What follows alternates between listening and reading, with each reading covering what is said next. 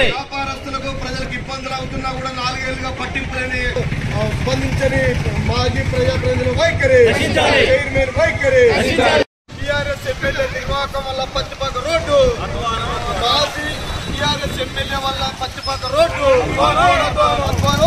మాజీ TRS MLA వల్ల పచ్చిపాక road, town centre నుంచి పచ్చిపాక రోడ్డు, మాజీ టీఆర్ఎస్ ఎమ్మెల్యే వల్ల పచ్చిపాక రోడ్డును పట్టించుకొని చైర్మన్ వైఖరి, 4 ఏళ్లు గడిచినా ప్రజలకు ఇబ్బంది అవుతున్న రోడ్డును పచ్చిపాక రోడ్డును పట్టించుకొని చైర్మన్ వైఖరి, మాజీ టీఆర్ఎస్ ఎమ్మెల్యే నిర్వాహకం వల్ల పచ్చిపాక రోడ్డు, మాజీ ఎమ్మెల్యే టీఆర్ఎస్ ఎమ్మెల్యే నిర్వాహకం, పచ్చిపాక రోడ్డు వల్ల మాజీ ఎమ్మెల్యే టీఆర్ఎస్ ఎమ్మెల్యే నిర్వాహకం, ప్రజలకు ఇబ్బందులు అయ్యే విధంగా ప్రవర్తించినటువంటి మాజీ ఎమ్మెల్యే టీఆర్ఎస్ నిర్వాహకం, టీఆర్ఎస్ ఎమ్మెల్యే నిర్వాహకం వల్ల పచ్చిపాక రోడ్డు అధ్వానం, పచ్చిపాక రోడ్డు అధ్వానం, మాజీ టీఆర్ఎస్ ఎమ్మెల్యే చైర్మన్ వైఖరి వల్ల పచ్చిపాక రోడ్డు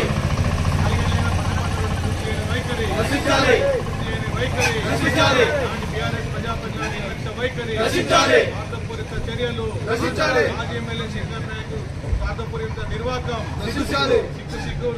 చైర్మన్ నిర్లక్ష్యం, మాజీ ఎమ్మెల్యే నిర్వాహకం, మాజీ ఎమ్మెల్యే శంకర్ నాయక్ స్వార్థపూరిత నిర్వాహకం, ప్రస్తుత మున్సిపల్ చైర్మన్ చోద్యం, ఇబ్బంది పెట్టకుండా పచ్చిపాక రోడ్డు నిర్మాణం చేయాలి.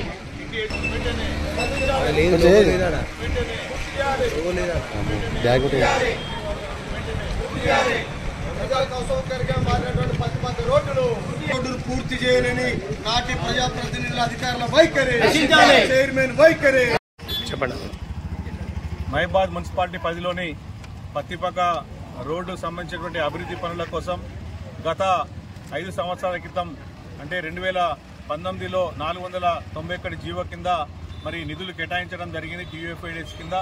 ఆ యొక్క నిధులు 5 సంవత్సరాల కింద కేటాయించి 2 సంవత్సరాల కింద నాటి మంత్రులు, ఎమ్మెల్యేలు, బీఆర్ఎస్ సంబంధించిన వాళ్ళు అట్టహాసంగా ప్రారంభం చేసి ఇవాళ 2 సంవత్సరాలైనా కూడా ఎక్కడ వేసిన గొంగడి అక్కడే ఉంది, ఇల్లు వీకి పందిరేసిన చందంగా అందరి ఇండ్లను కూలగొట్టేసి ఎక్కడికక్కడ కనీసమైనటువంటి డ్రైన్స్ కానీ రోడ్ల నిర్మాణానికి కనీస చర్యలు తీసుకోకుండా గాలికి వదిలేయటం వల్ల ఇవాళ ఈ ప్రాంతంలో ఉన్నటువంటి మరి వివిధ గ్రామాలు, తండాలకు సంబంధించినటువంటి వార్డులకు సంబంధించినటువంటి ప్రజలు, పాదాచారులు, వాహనదారులు, అన్ని వర్గాల ప్రజలు తీవ్రంగా ఇబ్బందులు పడుతూ ఉన్నారు. ముఖ్యంగా నాటి మాజీ శాసనసభ్యులు బీఆర్ఎస్ సంబంధించినటువంటి నేత శంకర్ నాయక్ గారు తమ స్వార్థం కోసం తీసుకున్నటువంటి నిర్వాహకం వల్ల అసలు నిధులు రాకున్నా కూడా ఈ యొక్క ఇల్లు వీకి పందిరేసి చందంగా చేయటమే కాకుండా తనకు మరి చేసేటువంటి చర్యలకు ప్రతిదానికి సమర్థించేటువంటి మున్సిపల్ చైర్మన్ రామ్మోహన్ రెడ్డి గారు, అదేవిధంగా స్థానిక కౌన్సిలర్ల యొక్క వైఖరి వల్లనే ఇవాళ ఈ పరిస్థితి అధ్వానంగా మారింది.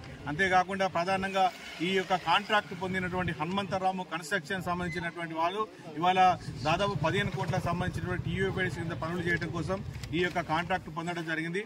అతను మధ్యలోనే వదిలిపెట్టిపోవడం జరిగింది. అతని మీద ఎలాంటి చర్యలు తీసుకోకపోవడంతో, కనీసం ప్రత్యామ్నాయ చర్యలు తీసుకోకపోవడంతో ఇవాళ ఈ యొక్క పనులు కూడా పూర్తిగా నిలిచిపోవడంతో ప్రజలు తీవ్రంగా ఇబ్బందులు పడుతున్నారు.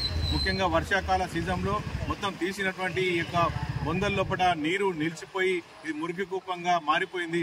మలేరియా, డెంగ్యూ, అదేవిధంగా టైఫాయిడ్, ఇతర డయేరియా లాంటి అనారోగ్య సమస్యలు వచ్చేటువంటి పరిస్థితి ఉంది. అదేవిధంగా రవాణా లేక 2 సంవత్సరాలుగా తీవ్రమైన ఇబ్బందులు పడుతున్నారు. అందులో కనీసము పనులు చేయకుండా ఇవాళ జాప్యం చేసేటువంటి ప్రయత్నం మీద మరి కొత్తగా ఎన్నికైనటువంటి కాంగ్రెస్ ప్రభుత్వం, అదేవిధంగా శాసనసభ్యులు మురళీ నాయక్ గారు గతంలో 2 సార్లు విజిట్ చేయడం జరిగింది.